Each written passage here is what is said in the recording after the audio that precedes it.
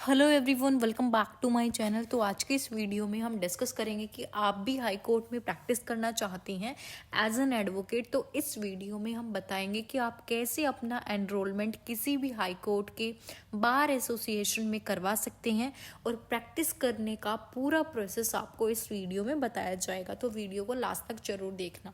तो आइए शुरू करते हैं। तो देखिए, जब आप एलएलबी की डिग्री को पास कर लेते हैं 5 इयर्स या फिर 3 इयर्स एलएलबी को, तो इसके बाद आपको मैंडेटरी किसी भी जिस स्टेट में आप रहते हो उस स्टेट का जो बार काउंसिल होता है उसमें रजिस्ट्रेशन करवाना ज़रूरी होता है।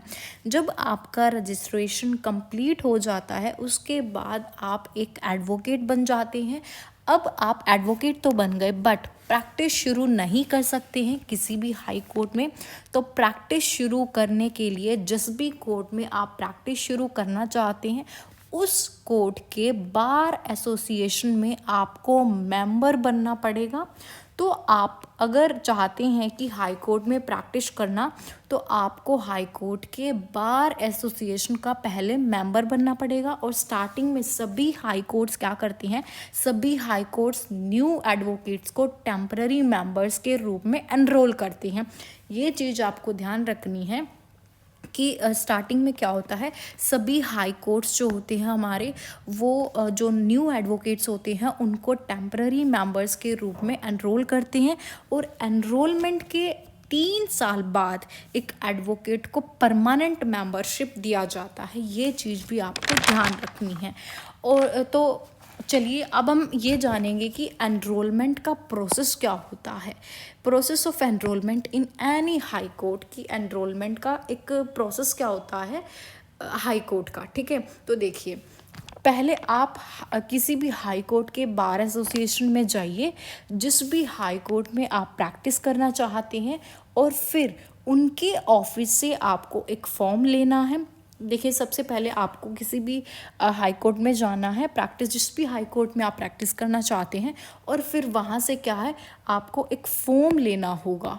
और टेम्पररी एनरोलमेंट फॉर्म जिसे कहते हैं वो फॉर्म आपको लेना होगा। उसकी कॉस्ट क्या है, मिनिमम 100 रुपीज़ होगी। और अब इसी के साथ एक एडवोकेट को 3 इयर्स के लिए टेम्पररी हाई कोर्ट का बार मेंबर बनने का जो फ़ी है वो भी पे करना पड़ेगा। अप्रॉक्स कितना होता है, 4000 अप्रॉक्स वो फॉर्म होता है। और फिर आपको एक फॉर्म और रेसिप्ट मिल जाता है। ये सब चीज़ें करने के बाद रिटर्न में आपको क्या है, एक फॉर्म और एक रिसिप्ट जो है आपको मिलती है। वो रिसिप्ट जो है आपको संभाल करके रखनी होती है और आपको उस फॉर्म को फिल करना होता है। और फिर इस फॉर्म के साथ बहुत सारे डॉक्यूमेंट्स क्या हैं आपको अटैच करने होते हैं। जैसे कि आपको क्या है, इस डॉक्यूमेंट के साथ क्या क्या अटैच करना पड़ेगा। देखिए, एडवोकेट आईडी जो होती है आपकी वो आपको अटैच करनी पड़ेगी। और जो आपका state bar council enrolment certificate होता है, जैसे कि मैंने आपको इस पिक्चर में दिखाया हुआ है, state bar council enrolment certificate, ये आपको अटैच करना होता है उस फॉर्म के साथ। और आपको पासपोर्ट साइज की फ़ोटो ड्रेस मीन्स क्या है, आपकी क्या है, एडवोकेट जो ड्रेस होती है उसमें आपका पासपोर्ट साइज जो फ़ोटो होता है वो पासपोर्ट साइज होना चाहिए आपका। 6 फ़ोटोज़ होनी चाहिए आपकी उनकी, ठीक है, कॉपीज़ उनकी, ठीक है। और एक एफिडेविट भी होना चाहिए आपका। इसका मतलब ये है कि ये लिखवाना, डिक्लेरेशन मतलब ये लिखवाना ज़रूरी होता है कि आपका कोई भी क्रिमिनल रिकॉर्ड नहीं है, पहले कोई भी क्रिमिनल रिकॉर्ड नहीं रहा है आपका, और आप किसी दूसरे बार एसोसिएशन का मेंबर नहीं है अभी तक। तो ये एफिडेविट में लिखवाना ज़रूरी होता है। इस चीज़ का आपको ध्यान रखना है, ठीक है। और एक है रेजिडेंशियल प्रूफ। तो इसमें क्या होता है, ये भी आपको देना होता है, लाइक आधार कार्ड की फ़ोटोकॉपी वगैरह, एक प्रूफ के तौर पे आपको ये सब चीज़ें देनी पड़ती है, ठीक है। और नेक्स्ट क्या है, डिग्री सर्टिफिकेट। इसका मतलब क्या है, और ये सबसे इम्पोर्टेंट डॉक्यूमेंट होता है आपका इन सब चीज़ों के साथ अटैच करने का। तो देखिए, अपनी एलएलबी डिग्री का जो सर्टिफिकेट की कॉपी होती है, और एआईबी सर्टिफिकेट जो होता है, जो अभी के जो बच्चे हैं ऑल इंडिया बार एग्जामिनेशन जिन्होंने दिया है अभी, वो जो उसकी जो फ़ोटोकॉपी होती है आपकी, जो आपको सर्टिफिकेट मिलेगा, इन सारे डॉक्यूमेंट्स की फ़ोटोकॉपी जो है आपको उस फॉर्म के साथ अटैच करनी होती है। ये चीज़ आपको ध्यान रखनी होती है। और जब आपकी वेरिफिकेशन होती है ना, उसमें आपको ओरिजिनल जो डॉक्यूमेंट्स होते हैं वो देने पड़ते हैं। यहाँ पर क्या है, आपकी फ़ोटोकॉपी चलती है, बट जो ओरिजिनल जो आपकी वेरिफिकेशन होगी वहाँ पर आपको अपने ओरिजिनल डॉक्यूमेंट्स देने पड़ सकते हैं। ठीक है, तो अब आपको क्या है, बाद में क्या करना होगा, 10 इयर्स एक्सपीरियंस एडवोकेट से कांटेक्ट करना होगा। ये सब चीज़ें करने के बाद, ये डॉक्यूमेंट्स के साथ अटैच करने के बाद, सारे डॉक्यूमेंट्स आपके फॉर्म के साथ जो आपने अटैच किए हैं, ये सब करने के बाद आपको क्या करना होगा, 10 इयर्स एक्सपीरियंस एडवोकेट से कांटेक्ट करना होगा, उनसे बात करनी होगी, जिनसे आपको रिकमेंडेशन लेना है, और वो रिकमेंडेशन लेटर भी आपको सबमिट करना होता है। और फिर जो भी डॉक्यूमेंट्स मैंने आपको बताए हैं, ये जितने भी डॉक्यूमेंट्स मैंने आपको बताए हैं 6-7, तो ये डॉक्यूमेंट क्या है, स्टेट बार ऑफिस में आपको सबमिट करने होते हैं। कहाँ पर, स्टेट बार ऑफिस में आपको ये सब चीज़ें सबमिट करनी होती है अटैच करके फॉर्म के साथ।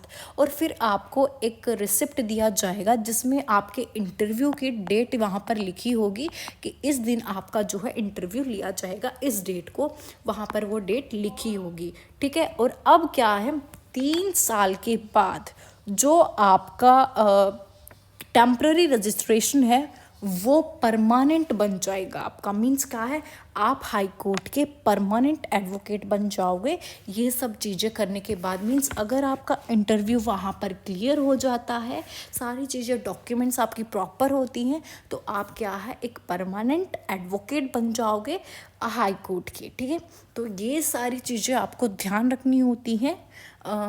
जो हमारा एनरोलमेंट होता है हाई कोर्ट के अंदर, ये डॉक्यूमेंट्स आपको नीड होती है, वहाँ पर सबमिट कराने होते हैं। चाहो तो आप इसका स्क्रीनशॉट भी ले सकते हो।